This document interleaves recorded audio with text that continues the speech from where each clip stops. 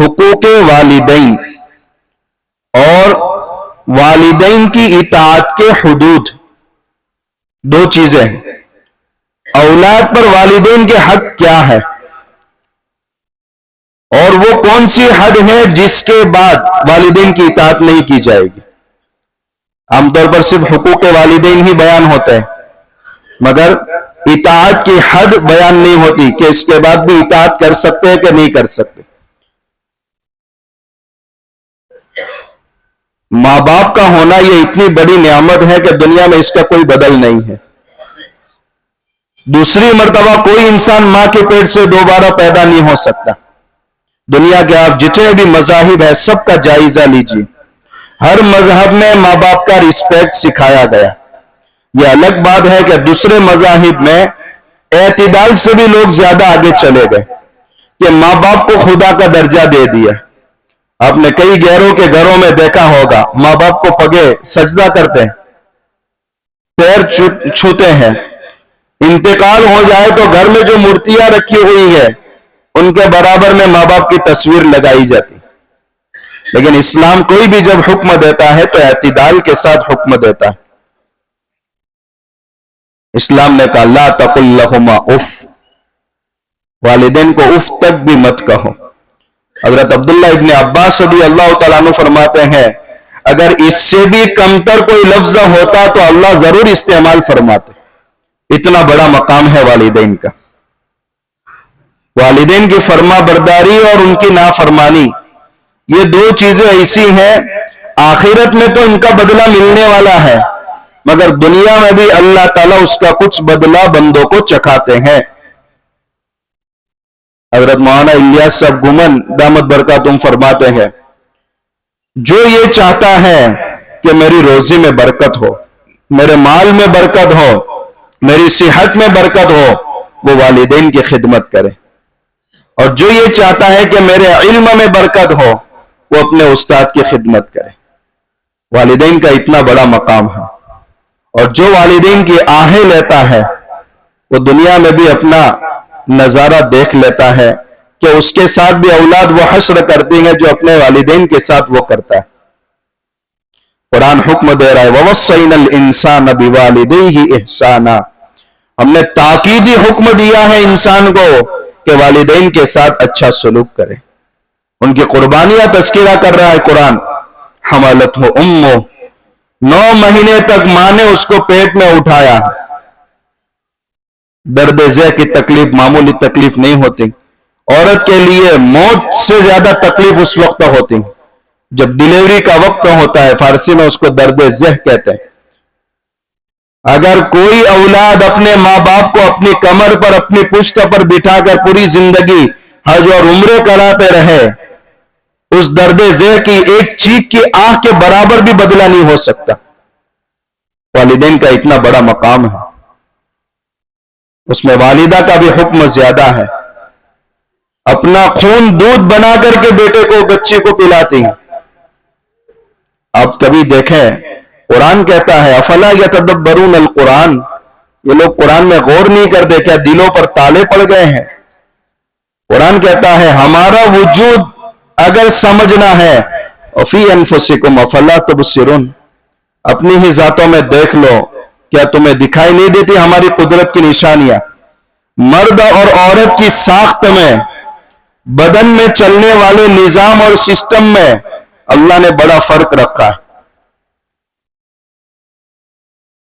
عورت کے اندر مرد کے مقابلے میں اللہ نے خون کی مقدار زیادہ رکھی۔ جب پریگنینسی کا زمانہ ہوتا ہے تو عورت کو خون بند ہو جاتا ہے، کیونکہ بچہ ماں کے اس خون سے غذا حاصل کر رہا ہے، اور جب بچے کی ولادت ہوتی ہے تو بھی خون بند رہتا ہے۔ نفاس کا خون جتنے دن تک آتا ہے، مگر اس وقت ابھی عام طور پر کئی مہینوں تک خون بند رہتا ہے، کیونکہ وہی خون دودھ بن کر کے بچے کی غذا بن جاتا ہے۔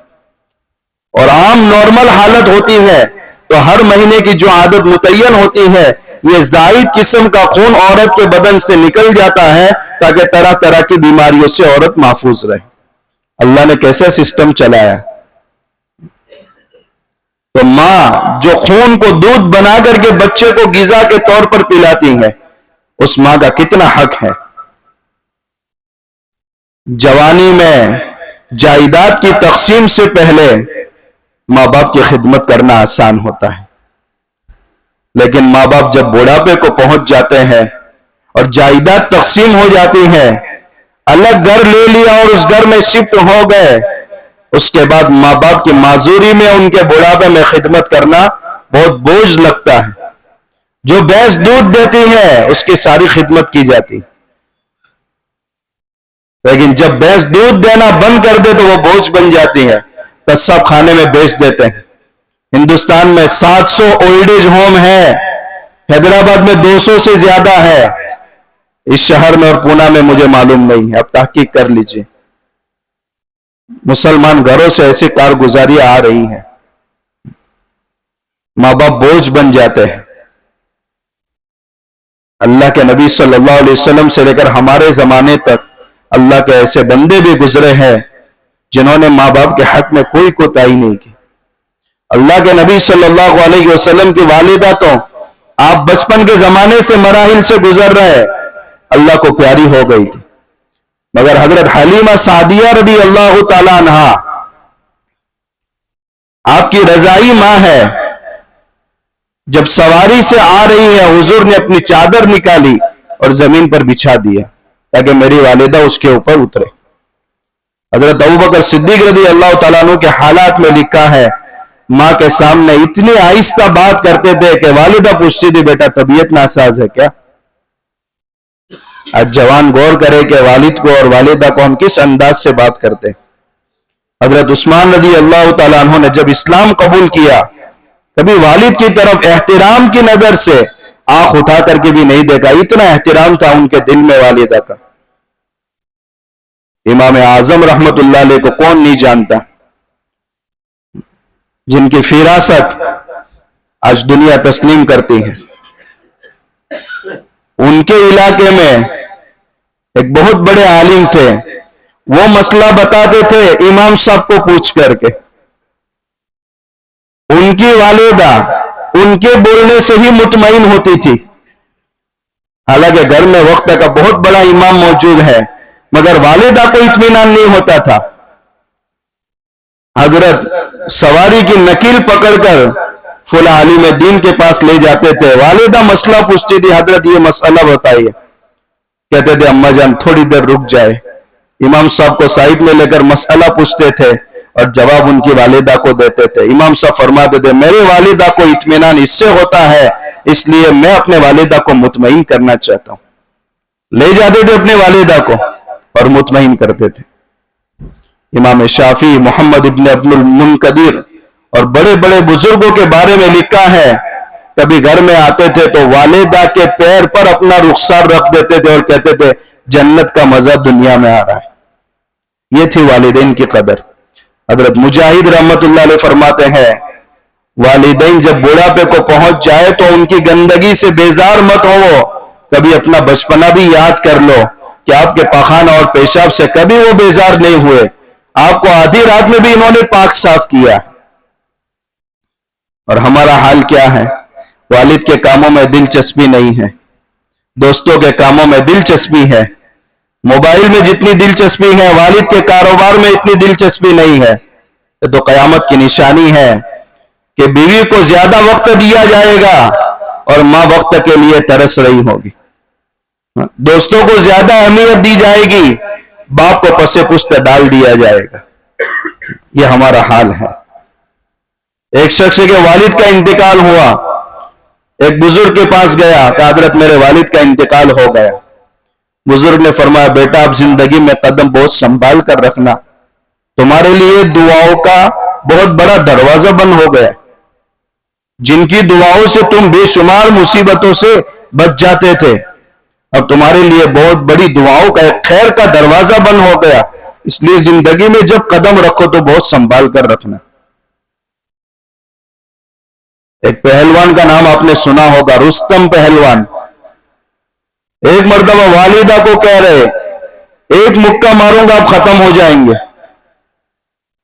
والدہ گھر کے اندر گئی اور جھولا لے کر آئی اور کہا رستم اسی میں بچپن میں سوتے تھے، مکہ نہیں ناک پر اگر ایک انگلی رکھ دیتی تھی جوانی کی دہلیز تک نہیں پہنچ پاتے تھے، آج ماں کے سامنے اس انداز سے گفتگو کر رہے ہیں۔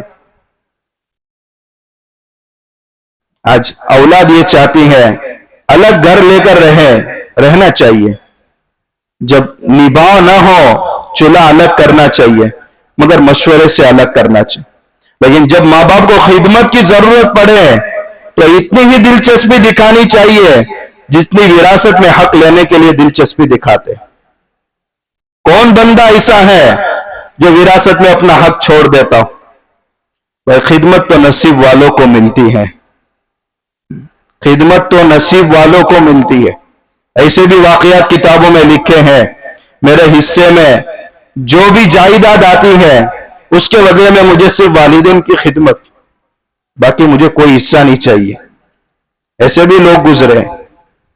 تو دلچسپی جیسے وراثت میں حصہ لینے میں ہم دلچسپ ہوتے ہیں، خدمت میں بھی اتنی دلچسپی ہونی چاہیے۔ آج ہمارا معاشرے کا حال بن گیا، 4 بیٹے ہیں تو ہر ایک بیٹے کے گھر ایک مہینہ ماں باپ جاتے ہیں۔ بیٹا کہہ رہا ہے میرے ماں باپ میرے پاس ہے، نہیں، آپ اپنے ماں باپ کے پاس ہیں۔ آپ جس گھر میں رہ رہے ہیں ان کی جوانی کی قربانیاں ہیں، ان کی صحت اس کے پیچھے لگی ہے، ان کے 60 سال اس کو بنانے میں لگ گئے ہیں۔ اب جس کاروبار میں آج ترقی دیکھ رہے ہیں انہوں نے پسینہ سینچ کر خون سینچ کر کے اس کو یہاں تک بڑھایا ہے، اور آج آپ یہ کہہ رہے ہیں میرے ماں باپ میرے پاس رہتے ہیں۔ نہیں، تعبیر بدلنی چاہیے، میں اپنے ماں باپ کے پاس رہتا ہوں۔ کوشش کرنی چاہیے ہر ایک خدمت میں جذبہ دکھائے۔ بہت سے گھروں کے تو ایسے حالات ہیں، باپ الگ بیٹے کے پاس ہے، ماں الگ بیٹے کے پاس ہے، اس کے لیے دونوں کے پاس بات کرنے والا کون ہے؟ بڑھاپے میں بیوی سے زیادہ کوئی ہمدرد نہیں ہوتا، بیوی سے زیادہ بیٹا بھی بہو بھی خدمت نہیں کر سکتی۔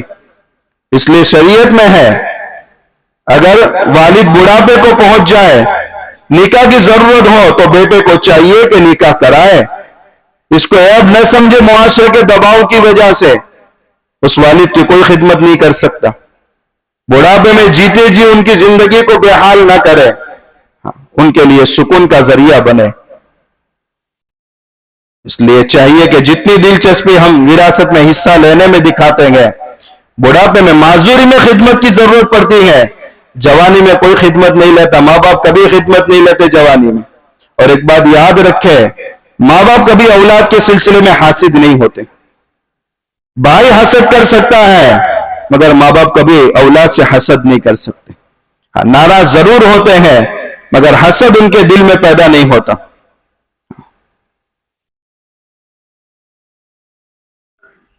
بخاری شریف میں آپ نے وہ واقعہ بھی پڑھا ہوگا، ایک بندہ صبح سے لے کر شام تک اپنے جانور چرا رہا ہے، اور جب شام میں گھر آتا ہے تو سب سے پہلے دودھ نکال کر کے اپنی والدہ کو پلا رہا ہے، اور پھر اس کے بعد اپنے بچوں کو پلا رہا ہے۔ ایک موقع ایسا آیا، 3 دوست جا رہے ہیں، گار کا منہ بند ہو گیا، ہر ایک اپنا نیک نیک عمل اللہ کے وہاں پیش کر رہے ہیں۔ ان میں یہی بندہ تھا کہ اللہ، زندگی میں کوئی عمل نہیں سوائے والدہ کی خدمت کے، یہ دعائی وہ عمل یہاں کام آ گئے، اور وہ چٹان سرک گئی اور موت کے منہ میں جانے سے لوگ بچ گئے۔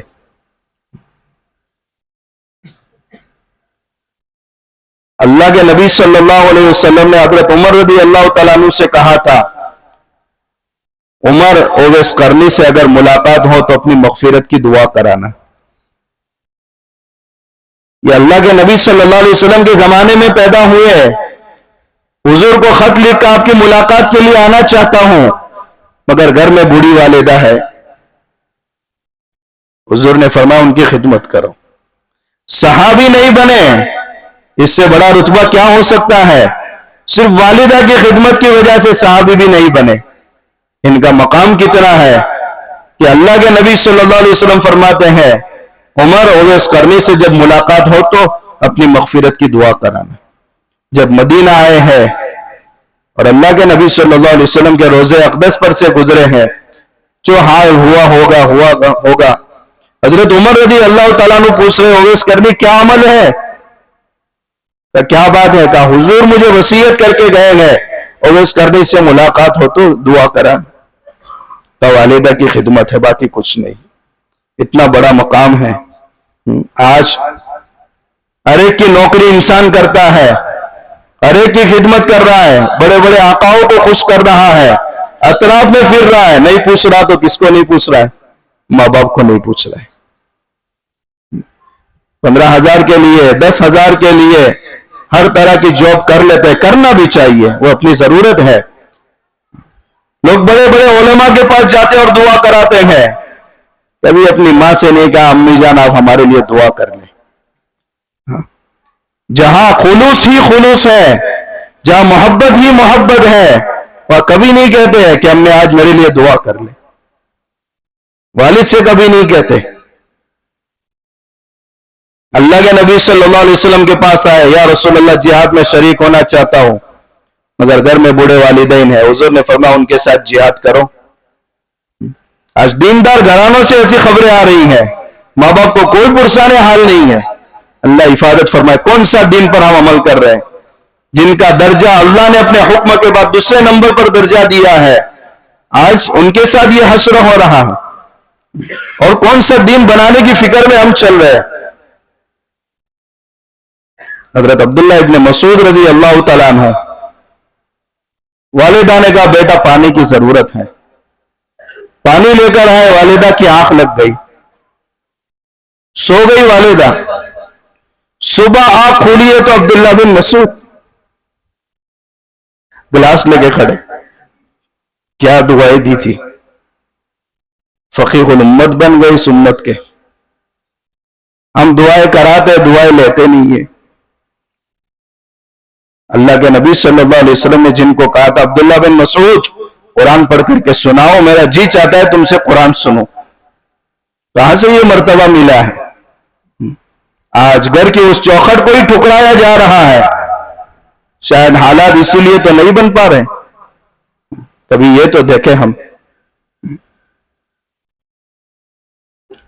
جہاں والدین کے حقوق بھی ہے وہ والدین کے حدود بھی ہے اطاعت کے. کہاں تک اطاعت کرے. بیٹے پر حج فرض ہو گیا ہے، والدین نہیں چاہ رہے کہ آپ اس سال حج کو جائیں. نہیں، اب یہاں ان کا حکم نہیں مانا جائے. والدین کا مرتبہ ہے مگر خدا کے برابر نہیں ہے.